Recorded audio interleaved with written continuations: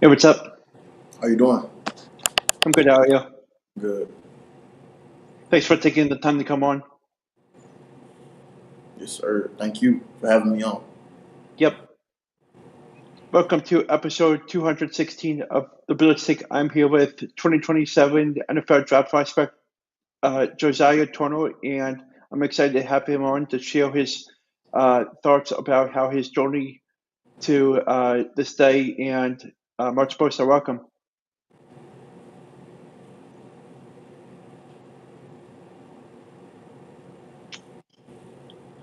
How did your recruiting process start? It started in a lot of ways.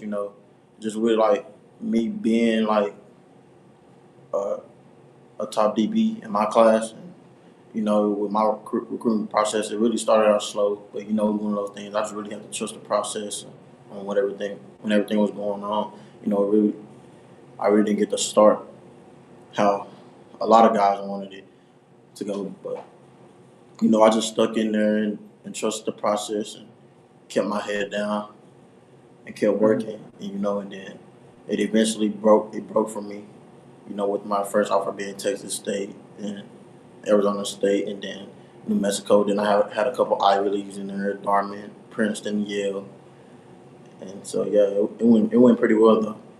Mhm. Uh, how was your experience playing football in back in high school? My experience in high school, it was great. I was under a great coaching staff. I actually went to two high schools, so I was at Fournier High with Coach Jeff Fleener and Coach Rivera and their staff, and then I made the champ. I started 15 games as a sophomore. Won Defensive Newcomer of the Year. Then I transferred to North Forney under Coach Shavers, Coach Show, Coach Vincent, Coach K, all those coaches. And just throughout the whole process, I had great people and great mentorships, and I just really fell under their wings, especially just listening to what they had to say, and just really being disciplined and coachable. With Coach Shavers and everything like that. He ran a disciplined program. You Mhm. you had to be you had to be a guy to be able to play on the field. So, and I was one of those guys. He's coached some star players like Riley Pettijohn, Legend Bay, Deuce Gilbert, a lot of guys I played with, and yeah. Uh, how how was your experience playing football at Missouri State? My experience has been great. I'm a true freshman. So coming in and just really battling every day, competing, and then just with the coaching staff we had, I have some great coaches. Just really been taking what they're giving me and applying that to my game. Especially with the new era of college football, you gotta be disciplined and you gotta be willing to put in the work. Hmm. Uh, what uh, what is the conference like for this year? I feel like it's a pretty good conference. We're on the road first game versus A&M. And then following that, we got a home game versus Lindenwood. Expecting to sell that game out.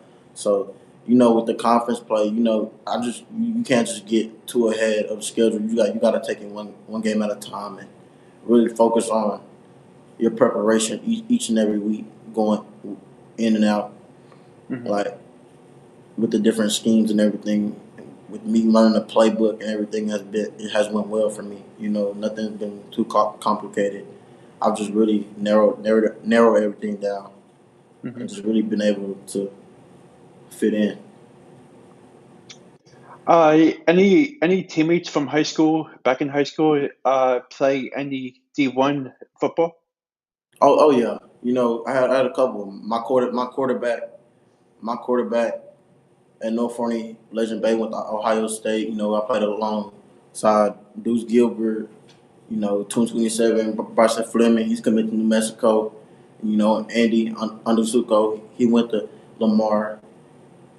Elijah Otiano, Wake Forest, and then when I was at Forney, I played alongside Aaron Flowers. He's now at Oregon, uh, running back Javian Osborne. He plays at Notre Dame now. So I've been in a room full of talent. So I know what it takes to get to that level, and just being around those guys, they help me each and every day to just get better. Hmm. What was it like growing up in your hometown and getting to where you're at? Oh yeah, growing up my whole time, it was one of those things. Just really getting out of there. It was just a motivation to get out. I mean, I'm from a little East Texas town in Texas called Wills Point. With the things that went on down there. It was a great friendly town.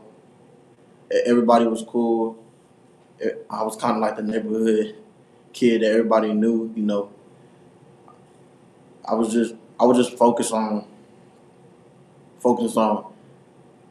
being that light for the people in my city. So, and Hmm. that's big for me. One day I want to go back and have a camp. You know, so yeah, it was a great experience. Raised us. My mom raised us, and it was three boys. So it was one of those things where I was just motivated to just make my mom proud. And my dad has always been there too. So he Hmm. played in Nebraska. So it's just been one of those things. Like I take discipline and coaching from him too. So What is your biggest strength and weakness on the football field? I'll say I'll say strength is I have a very high IQ of just knowing the game. Having a feel for like when receivers and when a play is Hmm. about to happen. I can really feel when things about to come my way, or if I see a certain formation, I might just recognize it just by being here when I came into my OV. But eventually when my signing day came, I had a coaching train, so it was some things I had to adapt to. And Coach Woods came in, and this staff had made me feel at home. So it's just really something I had to buy into. I had to just really set my feelings aside and just put my trust into what was going on, because coming out of high school, I was kind of used to it because I dealt with a lot of coaching changes, and it just wasn't nothing new to me. I always Hmm. just stayed down, and I've just been trusting what they having going on, Coach Curtis, Coach Woods, and everybody on the staff. Do you plan on transferring to another school down the road, or do you plan on staying? I plan on staying. With everything they're building, here, and just with the culture and everything. Coach Woods is really building this place. He has this Hmm. slogan that said, "It takes all of us," and I truly believe that. In the next 5 year, like 5 years, this place is going to be up and running. It's going to be changing. We got some new facilities that's taking place. It's Hmm.